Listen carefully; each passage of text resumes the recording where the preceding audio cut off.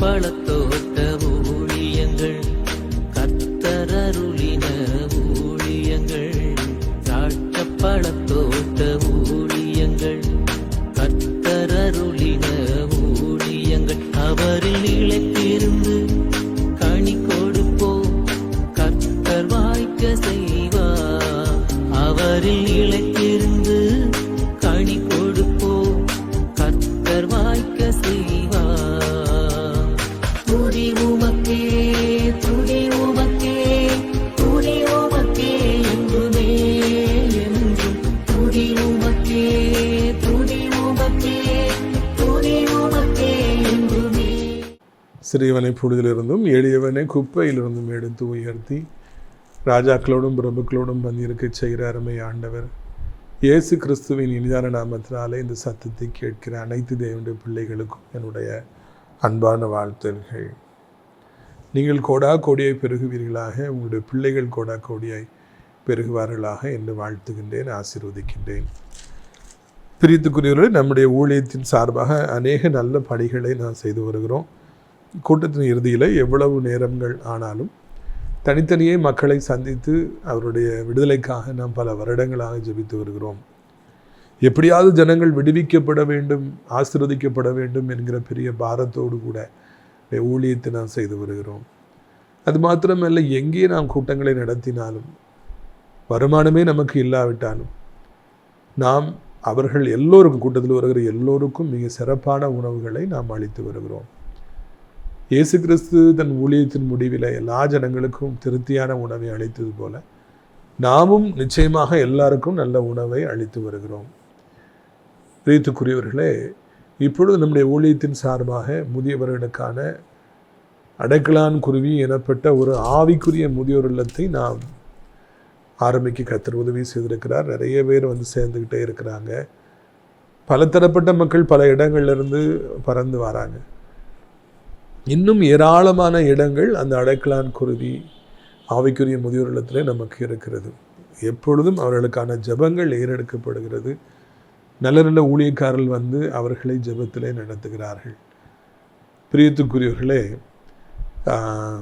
அவர்களுக்கு ஆவிக்குரிய போதனைகள் ஒழுங்காக கொடுக்கப்படுகிறது. 3 வேளையும் மிக சிறப்பான உணவுகளும் நாம் அளித்து வருகிறோம். இது நிமித்தமாக அங்கே இருப்பவர்கள் மிகுந்த பெரிய பிரயோஜனத்தை அடைந்து வருகிறார்கள். எனவே யாராவது ஆவிக்குரிய முதியோர் இல்லத்தில் சேர வேண்டும் என்று விரும்பினால் நீங்கள் அவர்களுக்கு நம்முடைய அடைக்கலான் குருவி முதியோர் இல்லத்தை அறிமுகப்படுத்த வேண்டும் என்று அன்போடு கேட்டுக்கொள்கிறோம். அது மாத்திரமல்ல, பக்கத்தில் இருக்கிற இடத்துல நாம் அனாதை பிள்ளைகளுக்கான அனாதை இல்லத்தையும் கூட கட்ட வேண்டும் என்று வாஞ்சிக்கிறோம். நீங்கள் அதற்காகவும் ஜெபிக்க வேண்டும். கர்த்தர் நாம் பலமுள்ள கைகளை உடையவர்களாக இருக்கும்படியாக, அவர் உதவி செய்யும்படியாக நீங்கள் ஜெபிக்க வேண்டும் என்று கேட்டுக்கொள்கிறோம். தினந்தோறும் நம்முடைய நிகழ்ச்சிகளை தவறாமல் பார்க்கிற பிள்ளைகள் உண்டு, நமக்காக ஜெபிக்கிறவர்கள் உண்டு. உங்கள் ஒவ்வொருவரையும் கர்த்தர் ஆசீர்வதிப்பாராக என்று நான் வாழ்த்துகிறேன். பிரியத்துக்குரியவர்களே, இந்த அருமையான நாளிலும் கூட நம்முடைய பிரயோஜனத்திற்காக யோவான் 11வது அதிகாரம் 17வது வசனம். இயேசு வந்தபொழுது அவன் கல்லறையில் வைக்கப்பட்டு 4 நாளாயிற்று என்று கண்டார். 4 days are gone and Lazarus passed away. அவருக்கு பிரியமான அந்த மரியாள், மாத்தா, லாசரு அப்பா அம்மா கிடையாது, திக்கற்ற பிள்ளைகள், ரொம்ப சிரமத்தை அனுபவித்த பிள்ளைகள். அந்த 2 சகோதரிகளுக்கும் ஒரே ஒரு நம்பிக்கையாக சகோதரன் இருக்கிறான். இப்போ அவரும் வியாதிப்பட்டு மரித்து விடுகிறார். 4 நாளாகிவிட்டது. எனவே நம்பிக்கையற்ற ஒரு சூழ்நிலை அங்கே உருவாயிற்று என்று காண்கிறோம். நான் ஸ்கூலில் படிக்கும்பொழுது எனக்கு ஒரு பழமொழியை சொல்லி கொடுத்தார்கள். தமிழில் நிறைய நல்ல பழமொழிகள் இருக்கின்றன. பட்ட காலிலே படும், கெட்ட குடியை கெடும். இங்கிலீஷில் Shakespeare எழுதுகிறாரு, when sorrows come they come not in singles but in battalion. பட்டாலியன்னா ஆயிரக்கணக்கான வீரர்கள் இருக்கிறதா ஒரு பட்டாலியன். கவலை பிரச்சனைன்னு வந்தால் ஒன்றா வராதான், எக்கச்சக்கமாக மொத்தமாக வருமா. இதெல்லாம் பெரியவர்கள் தங்கள் அனுபவத்தின் வாயிலாக நமக்கு எழுதி வைத்துட்டு போயிருக்கிறாங்க. அவர்களுக்கு உபத்திரம் வந்தது. மரியாள், மாத்தாளுக்கு ஏற்கனவே அம்மா அப்பா இறந்து போயிட்டாங்க. அவங்க திக்கற்ற பிள்ளைகள், பல பிரச்சனையை சந்தித்து வாழ்ந்துட்டு இருக்காங்க. இப்போ அவங்களுக்கு ஆறுதலாக இருந்த ஒரே ஒரு சகோதரன் அவரும் மரித்து விட்டார் என்பது அவர்களுக்கு எவ்வளோ பெரிதான ஒரு இடியாக இருந்திருக்கும், தலையில் விழுந்த இடியாக இருந்திருக்கும். ஆனாலும் கூட அதுதான் உண்மை. அவங்க அந்த கஷ்டங்கள் வழியாக கடந்து போகிறாங்க. இன்றைக்கி நிறைய பேர் ஐயோ ஐயோ எனக்கு பிரச்சனையை தாங்க முடியலையே, பிரச்சனைக்கு மேல் பிரச்சனை, கஷ்டத்துக்கு மேலே கஷ்டம், வியாதிக்கு மேல் வியாதி, துன்பத்திற்கு மேல் துன்பம், தாங்க முடியவில்லை ஐயா, ஐயோ எனக்கு தாங்க முடியவில்லையே, என் பிரச்சனைகளை தாங்க முடியவில்லை, வேலை இல்லாமல் தவிக்கிறேனே, வருமானம் இல்லாமல் தவிக்கிறேனே, நிம்மதி இல்லாமல் தவிக்கின்றேனே, யாராவது எனக்கு உதவி செய்ய மாட்டார்களா, எங்கே நிம்மதி, எங்கே சமாதானம், எங்கே வாழ்க்கையில் ஆசீர்வாதம் என்று அநேகர் இன்றைக்கு பிரச்சனைகளை தாங்க முடியாமல் தள்ளாடுகிறார்கள், தத்தளிக்கின்றார்கள். காரணம் என்ன? பிரச்சனைக்கு மேலே பிரச்சனை, பல வருடமாய் கஷ்டம், பல வருடமாக துன்பம். கேட்ட இடத்துல ஒரு சகோதரி என்னை ஃபோன் பண்ணி சொன்னாங்க, அவங்க கணவர் குடிகாரராக இருக்கிறார், அவருக்கு இன்னொரு குடிகார நண்பர், 2 பேரும் சேர்ந்த நைட் ஆனோன்னு குடிப்பாங்க. இப்படியே காலங்கள் போகிறது. சம்பளத்தை வீட்டில் கொடுக்கவே மாட்டார். சகோதரி 3 பிள்ளைகள் பிறந்துட்டாங்க. ஒரு நாள் அங்கே குடிக்க போன ஃப்ரெண்டு இவரும் சேர்ந்து வழக்கமாக குடிக்கும் பொழுது பிரச்சனை ஏதோ வந்து அந்த ஆளை அடித்து கொண்டுடுறான். குடி ஒரு கிலோ அடித்து கொண்டு போட்டுறான். கணவன் இறந்து போயிடுறாரு. சரி, ஏதோ குடியாரனோ இவனோ ஒருத்தன் கணவன் இருந்தால் இப்போ கணவனும் இல்லை. இப்போ 3 பிள்ளைகளை வளர்க்கணும், சின்ன வயசு பிள்ளைகளுக்கு. அவங்க அம்மா தான் அவங்களுக்கு ஆறுதல். வீட்டு வேலைக்கு போய் அவங்க அம்மா ஏதாவது சம்பாதிச்சு கொடுப்பாங்க, இவங்களும் சின்ன வேலைக்கெல்லாம் போய் அந்த பிள்ளைகளை ரொம்ப கஷ்டப்பட்டு படிக்க வச்சாங்க. இந்த இடத்துல அவங்க அம்மாவுக்கும் ஒரு ஆட்கொள்ளி வியாதி வந்து அவர்களும் இப்பொழுது மரண தருவாயில் இருக்காங்க. அப்போ என்னை பட்டு கதறினாங்க, பிரதர் எவ்வளவு காலம்தான் எனக்கு பிரச்சனை, அடி மேலே அடி, கணவர் செத்து போயிட்டார், இருந்த வரைக்கும் ஒரு நிம்மதி கிடையாது, இப்போ யாரும் இல்லை, அம்மா தான் ஆறுதலாக இருந்தாங்க, அவங்களுக்கும் இப்படி ஒரு வியாதி வந்துருச்சு, நான் என்ன பண்ணுவேன், என் பிள்ளைகளை வச்சுட்டு என்ன பண்ணுவேன். எனக்கு கேட்க பாவமாக இருந்தது, என் உள்ளமே உடைந்து போயிட்டு. ஆண்டவரே அந்த தாயாருக்கு சுகந்தாரம் என்று சொல்லி நான் கேட்டேன். இன்னைக்கு நிறைய பேருக்கு பிரச்சனைகள் மேலே பிரச்சனை, கஷ்டங்களுக்கு மேலே கஷ்டம். வாலிப பிள்ளைகளே, தம்பிமார்களே, ஜாலியாக இருக்கிற தம்பிமார்களே, தங்கச்சிமார்களே, வாழ்க்கை என்றால் அனுபவிப்பதற்கு என்று சொல்லி நினைப்பவர்களே, பைக்கில் சரன்னு போகிற தம்பிமார்களே, அம்மா அப்பாவை எதிர்த்து சண்டை போட்டு ஜாலியாக இருக்கணும்னே வாழ்கிற எத்தனையோ தம்பிமார் தங்கச்சிமார்கள்லாம் கவனிங்க. பிரச்சனைகளுக்கு மேலே பிரச்சனை, எனக்கு தாங்க முடியலன்னு தவிக்கிற எத்தனையோ பேர்கள் நம்ம கண்ணுக்கு முன்னால் இருக்கிறாங்க. அவர்களெல்லாம் நம்ம மறக்கக்கூடாது. கர்த்தர் நம்ம எவ்வளோ ஆசீர்வதித்திருக்கிறார். அப்படி வாழ்க்கையில் பக்கத்தில் போய் பார்த்தோன்னா இந்த மாதிரி வம்புத்தனம் பண்ணணும், கெட்ட வார்த்தைகளை பேசணும், இப்படி ஓடணும், அப்படிங்கிற மாதிரி வேதனைப்படுத்தணும், பூனை மாதிரி சத்தம் போடணும், நாயை மாதிரி சத்தம் போடணும் அப்படிங்கிற எண்ணம்லாம் வராது. எல்லாரையும் மதிக்க வேண்டும், கடவுளை தேட வேண்டுங்கிற எண்ணம் வரும். இன்னைக்கு பிரச்சனைகள் மேலே இருக்கிற பிரச்சனைகளை தாங்க முடியாமல் தவிக்கிறாங்க. தம்பிமார்களே, மாதத்துக்கு ஒரு நாள் ஜிஹெச்சுக்கு போங்க. காலையிலேருந்து சாயந்தரம் வரைக்கும் அங்கே உள்ளே போய் படுத்து கிடக்கிறவர்களை, வியாதியஸ்தர்களை பாருங்கள். எவ்வளவு துயரத்தோடு துக்கத்தோடு கண்ணீரோடு அவங்க இருக்கிறாங்க. அவங்க மேலே பிரியமுள்ளவர்கள் குடும்பத்தார் எப்படி தவிக்கிறாங்க. அந்த இறுதி தருவாயில் இருக்கிறவங்கெல்லாம் எவ்வளவு கண்ணீர் வடிக்கிறாங்க, குடும்பம் எவ்வளவு கண்ணீர் வடிக்கிறதுங்கிறதெல்லாம் நீங்கள் போய் பாருங்கள். அப்போதான் இந்த உலகம் என்றால் என்னவென்று தெரியும். ஒரு பக்கம் வாழ்க்கையில் ஆட்டம் பாட்டம் போடுறவர்கள், குத்தாட்டம் போடுறவர்கள், என்ஜாய் பண்ணுறவங்க, டான்ஸ் ஆடுறவங்க, மதுபானம் பண்ணுறவங்க, என்ஜாய் பண்ணணும்னு அழைகிறவங்க நிறைய பேர் இருக்காங்க. இன்னொரு பக்கம் ஐயோ பிரச்சனைகளை தாங்க முடியவில்லை, கவலைகளை தாங்க முடியவில்லை, உயிர் பிழைப்பேனா, இந்த வியாதி வந்து விட்டதே, வேலை போய்விட்டது, எப்படி குடும்பத்தை கவனிப்பேன், இப்படி ஒரு விபத்து வந்து விட்டது, நான் எதிர்பார்க்கவே இல்லையே, என் குடும்பத்தில் இப்படி ஒரு மரணம் வந்து விட்டதே, நான் என்ன செய்வேன், என் தகப்பனார் மரித்து போய்விட்டாரே இதெல்லாம் இன்றைக்கு கலங்கி தவிக்கிறவர்கள் எத்தனை பேர் இந்த பூமியில் இருக்காங்க. எங்கே மரியாலும் மாத்தாலும் கண்ணீரின் மத்தியில் மூழ்கி இருக்கிறாங்க. ஒரே ஒரு நம்பிக்கை, ஒரே ஒரு சகோதரன் மரித்து 4 நாள் ஆகிவிட்டது. நிச்சயமற்ற ஒரு சூழ்நிலை. ஏற்கனவே அம்மா அப்பாவை இழந்து தவிச்சிட்டு இருந்த பிள்ளைகள் இப்பொழுது ஒரே ஒரு நம்பிக்கை இழந்து கண்ணீர் மத்தியில் இருக்கிறாங்க. 4 நாள் ஆகிடுச்சு, நம்பிக்கையே இல்லாமல் போயிடுச்சு. 4 days are gone, there is no hope left. என் மத்தியில் தான் ஆண்டவர் அங்கே போனார் என்று நான் காண்கிறோம். இன்னைக்கு நம்பிக்கையற்ற நிலைமையில் இனி ஒன்றுமே இல்லை, எல்லாம் போயிற்று. வியாதி முற்றி போயிற்று, கடன் முற்றி போயிற்று, பிரச்சனைகள்லாம் முற்று போயிற்று, இனி ஒன்றுமே செய்ய முடியாது என்று சொல்லி வாழ்கிற எத்தனையோ பேர்களை நாம் காண்கிறோம். பிரித்துக்குரியவர்களே, ஒன்றை நாம் புரிந்து கொள்ள வேண்டும், ஒன்றை நாம் புரிந்து கொள்ள வேண்டும். எந்த மாதிரி எவ்வளவு வியாதி முற்றி போயிருந்தாலும் குடும்பத்தில் எவ்வளவு கஷ்டங்கள் வந்திருந்தாலும், பிரச்சனைக்கு மேலே பிரச்சனை, கஷ்டத்துக்கு மேலே கஷ்டம் நீங்கள் சொன்னாலும் உங்களுக்கு உதவி செய்ய ஒருவர் உண்டு, வல்லவர் ஒருவர் உண்டு. அவர் தான் இயேசு. தேடி வாரார். 4 நாள் ஆச்சு, நம்பிக்கையற்ற சூழ்நிலை. இயேசு அவங்களை தேடி வாரார்.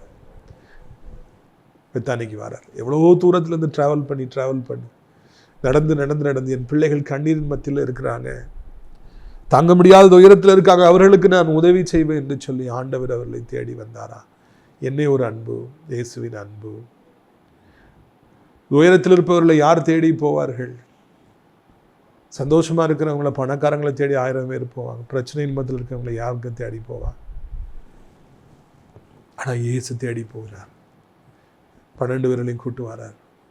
எவ்வளவோ தூரம் நடந்து வாரார். எப்படியாவது போய் மரியாளுக்கும் மார்த்தாளுக்கும் நான் உதவி செய்வேன் என்று உண்மையான அன்போடு கூட ஆண்டவர் வந்தார். அவர் உங்களை உண்மையாய் நேசிக்கிறவர் என்று உங்களுக்கு தெரியுமா?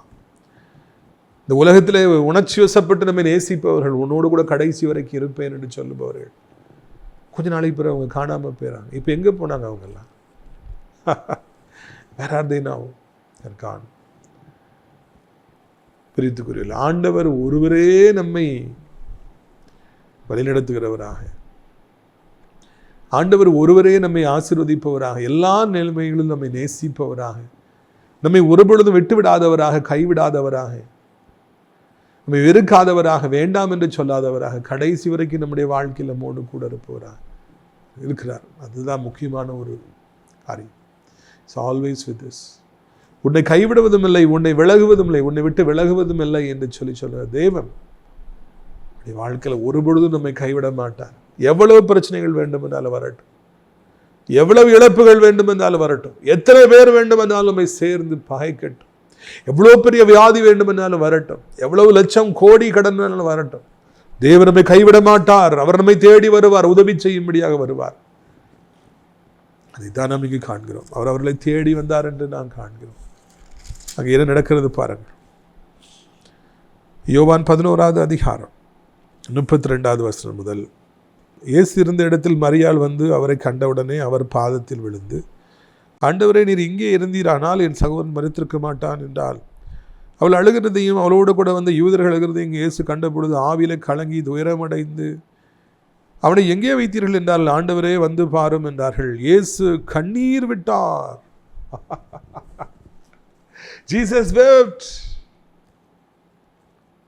மரியாள், அவருக்கு பிடித்த மரியாள் ஓடி வரா வந்து, ஆண்டவரே, நீங்க எங்களுக்கு கூட இருந்திருப்பீங்கன்னா என் தம்பி இறந்திருக்க மாட்டான் அப்படின்னு சொல்லி ஓன்னு அழுறாங்க. கூட வந்தவங்களாம் ஓன்னு அழுறாங்க. நீங்க மட்டும் எங்க கூட இருந்தது அந்த பிரச்சனை வந்திருக்குமா, இப்படி ஒரு இழப்பு வந்திருக்குமா, இவ்வளவு லேட்டா வந்திருக்கீங்களேப்பா அப்படின்னு சொல்லி ஓன்னு அழுறாங்க. எல்லாரும் அழுறாங்க. இழப்பின் மத்தியில அவங்க ஓன்னு கதறி இயேசுவை பார்த்து அழுறாங்க. அப்ப ஆவியில கலங்குற நம்முடைய ஆண்டவர் எங்க வச்சு லாசர் எங்க கேட்காரு. தாங்க முடியாம அவர் கண்ணீர் விட்டு அழுதாராம். அவர் கண்களில் கண்ணீர் வந்தது. எங்கே வைத்தீர்கள் என்று சொல்லி கேட்டு அவரும் அழுகிறார். அவர் உணர்ச்சி வசப்படுகிறார். அவருடைய துக்கத்தை கண்டு தாங்க முடியாதபடிக்கு ஆண்டவரும் கண்ணீர் வடிக்க. எல்லாரும் 2 பேர் இயேசு அழுறாருன்னு சீசர்கள்லாம் அப்படி அதிர்ச்சி அடைகிறாங்க. நம்ம ஆண்டவர் ஒரு கண்மலை, அவர் எதற்கும் கலங்காதவர், எல்லாருக்கும் ஆறுதல் சொல்லுகிறவர், எல்லாரையும் பலப்படுத்துகிறவர். அவர் அழுகிறாரா என்று சீசர்கள் புரியாம தவிக்கிறாங்க. இயேசு அவர் கண்ணீரை கண்டு, அவர் அழுவதை கண்டு அவரும் கலங்கி கண்ணீர் வடித்தாரா. கண்களில் கண்ணீர் வந்ததா. இயேசு அன்பானவர் என்பதை இந்த இடத்துல நான் காண்கிறோம். பொய்யான அன்பு அவருக்கு தெரியாது, பொய் சொல்ல அவருக்கு தெரியாது, பொய்யாய் ஒருவரை நேசிக்க தெரியாது, மாய்மாலமான அன்பு அவரிடத்தில் கிடையாது, மாறி போகிற அன்பு கிடையாது. உண்மையான அன்பு அவருக்கு இருந்தது. அதனாலதான் மரியாள் அழுத பொழுது, எல்லாரும் அழுத பொழுது அவரும் அழுதார். பிரியமானவர்கள் அழுத பொழுது அப்படியே உள்ளம் துடித்தது. அவர் உடனடியாய் சேர்ந்து அவரும் அழுதார், கண்ணீர் வடித்தார். என்னை மிகவும் பாதிக்கின்ற இடம் இது பைபிள்ல. இயேசு எவ்வளவு உண்மையான ஒரு அன்பை உடைய தெய்வம் என்பதை இதன் மூலமாய் நான் காண்கிறோம். நாம் அழுதோம் என்றால், நாம் தோற்று போய்விட்டோம் என்றால், இந்த குடும்பத்தில் இழப்பு வந்து விட்டால், இன்றைக்கு சிரிப்பதற்கு எவ்வளவு பேர் இருக்காங்க. தெரியும்ல எனக்குன்னு சொல்றதுக்கு எத்தனை பேர் இருக்காங்க. அவன் புத்திக்கு இப்படிதான் நடக்குன்னு எனக்கு தெரியும். கை கொட்டி சிரிக்கிறதுக்கு எத்தனை பேர் இருக்காங்க. நம்ம விழுந்துட்டோம்னா நம்ம களி கூறுறதுக்கு எத்தனை பேர் இருக்காங்க. ஆனா இப்படி ஆண்டவரோ நாம் அழுகிற பொழுது அவரும் அழுகின்றவராக இருக்கின்றார். நான் துடிக்கின்ற பொழுது அவரும் துடிக்கின்றவராக இருக்கின்றார். நாம் வேதனைப்படுகிற பொழுது அவரும் நம்மோடு சேர்ந்து வேதனைப்படுகின்றவராக இருக்கின்றார். ஒருவரை நேசிக்காமல், ஒருவரை உண்மையாய் நேசிக்காமல் அவர் அழுகிற பொழுது நமக்கு கண்களில் கண்ணீர் வராது. நேசித்தால்தான் நமக்கும் கண்ணீர் வராது. நமக்கு பிரியமானவர் அழுகிற பொழுது நம்ம தாங்க முடியாது, நம்முடைய உள்ளம் உடைக்கப்படும். ஏன் தெரியுமா? நாம் அவர்களை உண்மையாய் நேசிக்கிறோம். இயேசு மரியாளையும் மார்த்தாளையும் உண்மையாய் நேசித்தார். எனவே தான் அவர் கதறி அழுதார். எங்கே வைத்தீர்கள் லாசருவை, எங்கே வைத்தீர்கள் என்று கேட்டு வந்து பாருன்னு சொன்னோன்னு அவரும் அப்படி அழுறார். எல்லாரும் பார்க்குறாங்க, ஆச்சரியப்படுற, அதிர்ச்சி அடைகிறாங்க, இயேசு அழுறாரு அப்படின்னு சொல்லிட்டு. அப்படி ஆண்டவர் ஒரு பக்கம் தெய்வகுமாரனாக இருந்தாலும் இன்னொரு பக்கம் மனுஷகுமாரனாக இருந்தார். அவருடைய துக்கங்களை புரிந்து கொண்டார். துக்கத்தில் அவர் பங்கெடுத்தார். பைபிளில் நிறைய தங்க வசனங்கள், golden verses are there in Bible. ஒன்று, சிரிப்பவர்களோடு சிரியுங்கள், அழுபவர்களோடு கூட அழுவுங்கள். laugh with people those who are laughing and cry with the people who are crying. இந்த மாதிரி ஆண்டவர் நம்முடைய வாழ்க்கையிலே நாம் அழுகின்ற பொழுது அவரும் அழுகின்றவராக இருக்கின்றார் என்பதை இந்த இடத்துல நான் காண்கிறோம். பிரியத்துக்குரியவர்களே, இப்படியாக நம்முடைய வாழ்க்கையிலே ஆண்டவரை நாம் காண்கிறோம். அவர் எவ்வளவு ஒரு உண்மையான அன்பு உடையவராக, ஒரு கட்டி தங்கமாக இருக்கிறார். இன்னைக்கு இந்த உலகத்தில் உண்மையான அன்பே காண முடியல. எவ்வளவோ அன்புகள் எல்லாம் உடைந்து போய் விடுகிறது. உண்மையான மனிதனை கண்டுபிடிப்பவன் யார், உண்மையான ஸ்திரீயை கண்டுபிடிப்பவன் யார் என்றெல்லாம் ஞானி எழுதுகிறார். அதே போல இன்றைக்கு உண்மையான நம்மை நேசிக்கிறவர்களை தேடி நாம் பார்க்க வேண்டியிருக்கிறது. ஆனால் ஆண்டவரோ உண்மையாய் நேசிக்கிறவராக இருக்கிறார். அவருடைய அன்பு உண்மையானது. நம்மை கரம் பிடித்த நாளிலிருந்து இந்த நிமிடம் மட்டும் ஆண்டவர் நம்மை உண்மையாய் நேசிக்கிறார், பொய்யாய் நேசிக்கவில்லை. அப்படின்னா ஏன் எனக்கு பிரச்சனை, என் குடும்பத்துக்கு ஏன் கஷ்டம் நீங்கள் கேட்கலாம். நான் ஏற்கனவே சொன்னேன், பிரச்சனைக்கு மேலும் பிரச்சனையில் இருப்பவர்களுக்கு தான் விசேஷித்தமான ஆசீர்வாதம். அவர்களைத்தான் ஆண்டவர் தேடி வருகிறார். அவர்களோடு கூட தான் ஆண்டவர் அழுகிறார், அவர்களுக்கு தன்னுடைய அன்பை வெளிப்படுத்துகிறார் என்று காண்கிறோம். அங்கே போகும் பொழுது அந்த கல்லறை கூட்டு போகிறாங்க. கூட்டோடனே இப்போ கல்லறை ஒரு பெரிய பாறாங்களை வச்சு மூடி இருக்கிறாங்க. அதை அகற்று என்று சொல்லி ஆண்டவர் சொல்லுகிறார். அப்பொழுது நடந்தது பாருங்கள். யோவான் 11வது அதிகாரம் 39வது வசனம். இயேசு கல்லை எடுத்து போடுங்கள் என்றார். மரித்தவனுடைய சகோதரி மார்த்தாள் அவரை நோக்கி, ஆண்டவரே, இப்பொழுது 4 நாளாயிற்றே, நாருமே என்றாள். இயேசு அவளை நோக்கி, நீ விசுவாசித்தால் தேவனுடைய மகிமையை காண்பாய் என்று நான் உனக்கு சொல்லவில்லையா என்றார். அவர் நேராக கல்லறைக்கு போகிறார். ஒரு பெரிய அற்புதத்தை செய்கிற நோக்கத்தோடு போகிறார். அந்த கல்லறையில் வாசல் அந்த கல்லை நவுட்டி போடுங்க, புரட்டி போடுங்க அப்படிங்கிறார். ஏன்னா பெரிய கல்லாக இருக்கும். ஒரு 10 பேர் சேர்ந்து தள்ளி போட்டால் தான் அந்த கல்லை அகற்ற முடியும். அதுதான் பாதுகாவல். அந்த சரீரத்துக்கு, இறந்து போன சரீரத்துக்கு யாரும் தீங்கு செய்து விடக்கூடாது என்று பெரிய கல்லை வச்சு பூட்டி வச்சுருப்பாங்க. அது தள்ளுங்க, அற்புதம் செய்யட்டும்னு சொல்கிறார். உடனே யாருக்காக அந்த அற்புதத்தை செய்ய போகிறாரோ அந்த மார்த்தாள் பேசுகிறாங்க, வேண்டாம் வேண்டாம், உள்ள 4 நாள் ஆயிடுச்சு, நாரும் சரீரம், வேண்டாம், புழுவாக இருக்கும், வேண்டாம்.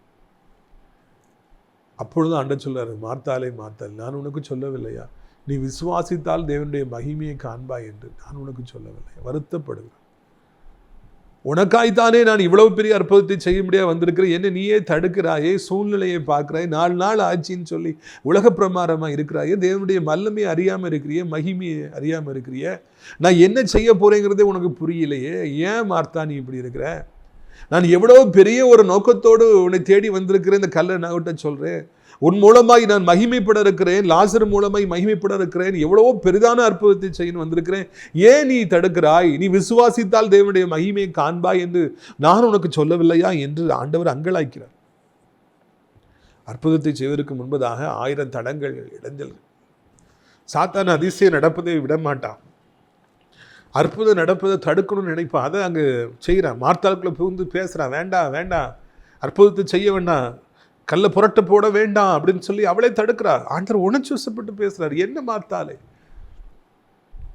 எவ்வளவு பெரிதான நோக்கத்தோடு வந்திருக்க என்னை தடுக்கிறாயே, நீ விசுவாசித்தால் தேவனுடைய மகிமையை காண்பாய் என்று நான் உனக்கு சொல்லவில்லையோ? மகிமை என்றால் என்ன அர்த்தம்? பெரிய காரியம். ஆண்டவர் இயேசு விசுவாசித்தால் மிகப்பெரிய அதிசயம் அற்புதம் நடக்கும். எல்லாரும் ஆச்சரியப்பட்டு போயிருவாங்க. நம்ப முடியாத காரியங்கள் சம்பவிக்கும். அதற்காய்தான் நான் வந்திருக்கிறேன் என்று உனக்கு புரியவில்லையா என்று ஆண்டவர் அங்கே வருத்தப்படுகிறார். அவளை கடிந்து கொள்கிறார். என்ன மார்த்தாலே என்று சொல்லி. நான் நம்பிக்கை இல்லாமல் போகிற நேரங்களிலே ஆண்டவர் நம்மை கடிந்து கொள்கிறவராக இருக்கிறார். வருத்தப்படுகிறார். உனக்கு நான் இவ்வளவு பெரிய அதிசயத்தை செய்ய நினைக்கின்றேன். உன் பிள்ளைக்கு இவ்வளவு பெரிய அதிசயத்தை செய்ய வேண்டும் என்று நினைக்கின்றேன். உன் பிஸ்னஸில் இவ்வளவு பெரிய அதிசயத்தை செய்யணும்னு நினைக்கிறேன். உன் வேலையில் ஊழியத்தில் உன்னை எவ்வளோ உயர்த்தணும்னு நினைக்கிறேன். நீ என்ன எப்படி இருக்கிறாய், அவிசுவாசியாக இருக்கிறாய் என்று ஆண்டவர் நம்மீது வைத்த அன்பின் நிமித்தமாக நம்மை கடிந்து கொள்ளுபவராக, வருத்தப்படுபவராக இருக்கிறார். அவர் இன்னைக்கு எங்களை பார்த்து, உங்களை பார்த்து ஒரே ஒரு வார்த்தை தான் சொல்கிறார். உங்களை பார்த்து ஒன்னே ஒன்று தான் சொல்கிறார், விசுவாசித்தால் தேவனுடைய மகிமை காண்பாய். அப்படின்னா விசுவாசிக்கலைன்னா அற்புதத்தை காணவே முடியாது. இனி என்ன நடக்க இருக்கு, எல்லாம் முடிஞ்சு போச்சு அப்படின்னு நீங்கள் சொல்லிட்டீங்கன்னா ஒன்றுமே நடக்காது. ஆண்டவர் சொல்லுகிறார், விசுவாசித்தால் தேவனுடைய மகிமையை காண்பாய். என்னை விசுவாசி மகளே, என்னை விசுவாசித்தால் நிச்சயமாக நீ தேவனுடைய மகிமையை காண்பாய் என்று அந்த இடத்துல சொல்லுகிறார். கடைசி hurdle, last hurdle before resurrecting Lazarus was Martha. உடன்பிறப்பே வந்து தடை செய்கிறது, வேண்டாம் அற்புதம் வேண்டாம் என்று சொல்லி கடைசி நேரத்தில் தடை செய்து என்று பார்க்கிறோம். நம்முடைய வாழ்க்கையில் நல்ல காரியம் நடப்பதற்கு கடைசி நிமிடம் மட்டும் சாத்தான் ஏதாவது ஒரு தடையை கொண்டு வர வேண்டும் என்று அவன் நினைப்பான். எப்படியாவது நல்ல காரியங்களை தடை செய்ய நினைப்பான். ஆனால் ஏமாந்துடாதீங்க, ஆண்டவரை விசுவாசிங்க, குழந்தை மாதிரி விசுவாசிங்க. காலதாமதம் ஆயிருந்தாலும் ஆண்டவர் அற்புதத்தை செய்ய முடியும். நம்பிக்கையற்ற நிலைமையிலும் ஆண்டவராலே அற்புதம் செய்ய முடியும். நீங்கள் நினைத்து பார்க்க முடியாத காரியங்களை கர்த்தராலே செய்ய முடியும் என்பதை மறந்து போகாதிருங்கள். 43 யோவான் 11:43. இவைகளை சொன்ன பின்பு லாசரு வெளியே வா என்று உரத்த சத்தமாய் கூப்பிட்டார். அப்பொழுது மரித்தவன் வெளியே வந்தான். அவன் கால்களும் கைகளும் பிரேத சிலையினால் கட்டப்பட்டிருந்தன. அவன் முகமும் சீலையால் சுற்றப்பட்டிருந்த. இயேசு அவரை நோக்கி, இவனை கட்டவிழ்த்து விடுங்கள் என்றார். அப்பொழுது மரியாடத்தில் வந்திருந்து இயேசு செய்தவர்களை கண்டவர்களாக யூதரில் அநேகர் அவரிடத்தில் விசுவாசம் உள்ளவர்கள் ஆனார். அப்பதான் யாருமே செய்யாதவர் செய்யல. லாசரஸ் கம் அவுட் அப்படிங்கிறார். லாசரஸ் கம் அவுட் அப்படிங்கிறார். சொன்ன உடனே அந்த அவருடைய மூச்சு காற்று அப்படியே புறப்பட்டு போய் அந்த லாசரு மரிச்சு போன 4 நாளான சடலத்துக்குள்ள அந்த மூச்சு காற்று, ஜீவ காற்று புறப்பட்டு போய் உள்ள போகுது. டக்குன்னு எந்திக்கிறான். செத்து போனவன் 4 நாள் டவால்னு எந்திக்கிறான். குதிச்சு வெளியே வரான். வாலிபன்லேயே ஓடி வரான். எல்லாரும் அப்படி ஸ்டன் ஆயிடுறாங்க. அந்த உலகமே அந்த பெத்தானி கிராமத்தில் வந்து அவ்வளோ பேரும் இது என்ன சொல்லி அவங்க அப்படி அதிசயப்பட்டு போகிறாங்க. மரியாளும் மாத்தாலும் தன் சகோதரனை கெட்டி அணைத்திருப்பார்கள், சந்தோஷப்பட்டு களி கூர்ந்திருப்பார்கள் என்பதை நான் உங்களுக்கு சொல்லவும் வேண்டுமா? Lazarus come out. அந்த மூச்சு காற்று அப்படியே போகுது, ஜீவ காற்று அப்படியே போகுது, அவருடைய சீவ சுவாசத்தை அப்படியே உள்ள போகுது. எப்படி ஆதாமுக்குள்ளே சொல்லி ஆண்டவர் ஊதின உடனே சீவ சுவாசம் அவனுக்குள்ளே வந்து அவன் எந்திரிச்சானோ அதே மாதிரி டக்குன்னு சொல்லி அங்கே லாசரு உயிர் பெற்றார் என்று காண்கிறோம். பெரியத்துக்கு மிகப்பெரிய ஒரு அதிசயத்தை ஆண்டவர் செய்தார். நம்பிக்கையற்ற நிலைமை 4 நாளாகிவிட்டது, புழுவாய் மாறிவிட்டது, உடம்பு கெட்டு போய்விட்டது. ஆனால் இயேசு அவனை உயிரோடு எழுப்பி அந்த குடும்பத்திலே மகிமைப்பட்டார் என்று நான் காண்கிறோம். எவ்வளோ பெரிதான ஒரு காரியம் பார்த்தீர்களா? இதை விட ஒரு பெரிதான அற்புதம் அதிசயம் பைபிளில் இல்லவே இல்லை. 4 நாளான ஒரு மனிதனை கர்த்தர் அப்படியே உயிரோடு கூட எழுப்பினார். ஒரு பெரிய சந்தோஷம் வந்தது. அப்படி என்றால் உங்களுக்கும் ஒரு பெரிய சந்தோஷத்தை ஆண்டவர் தருவார் அல்லவா? உங்களுக்கும் இயற்கைக்கு அப்பாற்பட்ட ஒரு அதிசயத்தை செய்வார் அல்லவா? உங்கள் குடும்பத்துக்கும் செய்வார் அல்லவா? நம்பிக்கையற்ற நிலைமையில் இருக்கிற சகோதரி, எல்லாம் முடிந்து போயிட்டு என்று கதறி கண்ணீரின் மத்தியில் இருக்கிற சகோதரா, உங்களுக்கு ஆண்டவர் அற்புதத்தை செய்ய போகிறார். மிகப்பெரிய ஒரு அற்புதம் உங்களுக்கு காத்திருக்கிறது. இன்றைக்கு அதை செய்ய போகிறார். உங்கள் குடும்பத்துக்கு செய்ய போகிறார். உங்களை அளவில்லாமல் ஆசீர்வதிக்க போகிறார் என்கிற நல்ல செய்தியை அறிவிக்கும்படியாக விரும்புகிறேன். செய்தி உங்களுக்கு கொடுக்க முடியாதபடி பல தடைகள், பல போராட்டங்கள். ஆனாலும் இயேசு அதையெல்லாம் தாண்டி உங்களுக்கு உதவி செய்யும்படியாக, உங்களுக்கு நன்மைகளை கொடுக்கும்படியாக, இந்த செய்தி கொடுக்கும்படியாக உதவி செய்தார். அவருடைய நாமத்திற்கு மகிமை உண்டாகட்டும். மரியாள் மாத்தாளுக்கு என்ன அதிசயத்தை செய்தாரோ உங்களுக்கும் அவர் அப்படியே செய்வார். உங்களுக்காக நான் ஜெபிக்கட்டுமா? கண்களை மூடுவீர்களா? அப்பா பிதாவே, வானத்துக்கும் பூமிக்கும் ஆண்டவரே, இந்த அருமையான நாளிலும் கூட எங்களோடு நீர் பேசியிருக்கிற அன்பிற்காக நமக்கு ஸ்தோத்திரம் ஐயா. எவ்வளோ பெரிதான காரியங்களை கர்த்தாவே நீங்கள் செய்தீங்க ஆண்டவரே. நீர் எவ்வளவு உண்மையான அன்புடையவர் என்பதை நாங்கள் கண்டோம். பிரச்சனைக்கு மேல் பிரச்சனை, கஷ்டத்துக்கு மேல் கஷ்டம் என்று இருந்தவர்களை தேடி போனீர், அவர்களுக்கு நீர் உதவி செய்தீர், அவர்களை அளவில்லாமல் நீர் ஆசீர்வதித்தீர் என்று கண்டு நாங்கள் உம்மை துதிக்கிறோம். இப்பொழுதும் கூட ஆண்டவரே, நீர் எங்களுடைய பிரச்சனைகள் நேரத்தில் நாங்கள் தாங்க முடியாமல் கதறி அழுகிற பொழுது நீரும் சேர்ந்து அழுகிறீர். அதற்காக நன்றி ஐயா. எங்களை புரிந்து கொள்கிற தெய்வமே, எங்களை உண்மையாய் நேசிப்பவரே, எங்கள் வாழ்க்கையில் துன்பத்தின் மத்தியில், இக்கட்டுகள் மத்தியில், தத்தளிப்பின் மத்தியில் கூடவே இருப்பவரை, தேடி வருபவரை, உதவி செய்பவரே, எங்கள் சூழ்நிலைகளை மாற்றுவதற்கு வல்லமை படைத்தவரே, இல்லாதவைகளை இருக்கிறவைகளை அழைக்கிற தெய்வமே, ஒன்றும் இல்லாதவைகளிலிருந்து எல்லாற்றையும் உருவாக்குற கர்த்தாவே, மரியாள் மாத்தாளை சந்தோஷப்படுத்தியவரே, அப்படி அவிசுவாசத்தின் மத்தியிலும் குறைகளின் மத்தியிலும் அவர்களுக்கு மிகப்பெரிய அற்புதத்தை செய்தவரே, இதனாலும் நீர் உயிரோடு கூட இருக்கிறீர் என்று அறிந்துமை துதிக்கிறோம், சோத்தரிக்கிறோம். உடைய வல்லமைகள் குறைந்து போகவில்லை. எவருக்கும் உதவி செய்யவும், அதை பலப்படுத்தவும், மேன்மைப்படுத்தவும் உம்மாலே கூடும் அப்பா. இதனாலும் கூட இந்த சத்தத்தை கேட்டு ஜெபிக்கிற பிள்ளைகள் யாராயிருந்தால் அவர்களுக்கு ஒரு அற்புதத்தை செய்யும், ஒரு அதிசயத்தை செய்யும். எப்படி லாசருடைய மரண படுக்கையை மாற்றி போட்டீர், அதே போல மரண படுக்கையில் இருப்பவருடைய படுக்கைகளை மாற்றி போட்டவர்கள் வியாதிகள் நீங்கட்டும், வறுமைகள் நீங்கட்டும், வேதனைகள் நீங்கட்டும். கண்ணீரோடு இருக்கிறேன், நான் தற்கொலை செய்து கொள்ள வேண்டும் என்று இருக்கிறேன் என்று சொல்பவர்களுக்கெல்லாம் அதிசயம் நடக்கட்டும், அற்புதம் நடக்கட்டும். கர்த்தாவே, இந்த அருமையான நாளில் கூட ஒவ்வொருவருக்கும் நீர் உதவி செய்யும், ஒவ்வொருவரையும் ஆசீர்வதி, ஒவ்வொருடைய வாழ்க்கையிலும் கர்த்தாவே ஒரு வெளிச்சத்தை தர வேண்டும் என்று சொல்லி கெஞ்சுகிறோம். இயேசுவின் ரத்தம் செய்யும், இயேசுவின் ரத்தம் செய்யும். இயேசுவின் ரத்தத்தினால ஆண்டவரே பாவங்கள் மன்னிக்கப்படுவதாக, சாபங்கள் உடைக்கப்படுவதாக, பிசாசின் கோஷ்டங்கள் நீங்குவதாக, செய்வனைகள் நீக்கப்படுவதாக, அசுத்தாவிகள் குடும்பங்களை விட்டு நீங்குவதாக, இதுவரைக்கும் நடக்காத நல்ல காரியங்கள் நடப்பதாக, மனம் திரும்பாத பிள்ளைகள் மனம் திரும்புவார்களாக, போதை பழக்கங்களுக்கு அடிமையிலாக இருக்கிற பிள்ளைகள், மொபைல் ஃபோனுக்கு அடிமையிலாக இருக்கிற பிள்ளைகள் மனம் திரும்பட்டு, பெற்றோரை நேசிக்காத பிள்ளைகள் நேசிக்கட்டும். தங்கள் தலையில் தாங்களே மண்ணள்ளி போட்டுக் கொள்ளுகிற தவறான முடிவு எடுக்கிற வாலிப பிள்ளைகளை சந்தியும். பெற்றோருடைய கண்ணீரை கண்டு அவர்களுக்கு அற்புதத்தை செய்யும், அதிசயத்தை செய்யும். இந்த நாளிலும் எனக்கு நிச்சயமாய் ஒரு அதிசயம் தேவையா என்று சொல்லுகிற ஒவ்வொருவருக்கும் ஒரு அற்புதத்தை செய்யும். வயதானவர் கீழே விழுந்து விடாதபடி அவர்களை 2 கைகளால் ஏந்தி கொள்ளும். நீண்ட காலமாய் காத்திருக்கிற பிள்ளைகளுக்கு இன்றைக்கு இப்பொழுது ஒரு அதிசயத்தை செய்யும், சந்தோஷப்படுத்தும். ஒருவரும் வெறுமையாக போகக்கூடாது. நிகழ்ச்சியில் நாள்தோறும் பார்க்குற பிள்ளைகளை ஆசீர்வதியும். காணிக்கையில் ஜெபத்தாலே தாங்குகிற பிள்ளைகளை ஆசீர்வதியும். அடைக்கலான்குரிய முதியோர் இல்லத்தில் தங்குவதற்கு அநேகரை அழைத்து கொண்டு வார். நாதை பிள்ளைகளுடைய இல்லங்கள் எழும்ப உதவி செய்யும். எல்லா மக்களையும் ஆசீர்வதி. இயேசுவின் மூலம் ஜெபிக்கிறோம் பிதாவே. என் ஆத்துமாவை கர்த்தரை சோத்திரி, என் முழு உள்ளமே உடைய பரிசுத்த நாமத்தை சோத்திரி. என் ஆத்துமாவை கர்த்தரை சோத்திரி, அவர் செய்த சகல உபகாரங்களையும் ஒரு பொழுதும் மறவாதே. ஆமென். நம்முடைய கர்த்தராகிய இயேசு கிறிஸ்துவின் கிருபையும் பிதாவாகிய தேவனுடைய அன்பும் பரிசுத்த அந்யோன்யமில்லாத பிரசன்னம் உங்கள் அனைவரோடு இன்றைக்கு சதா காலங்களில் நிலைத்திருக்கும். அல்லேலூயா, அல்லேலூயா. God bless you.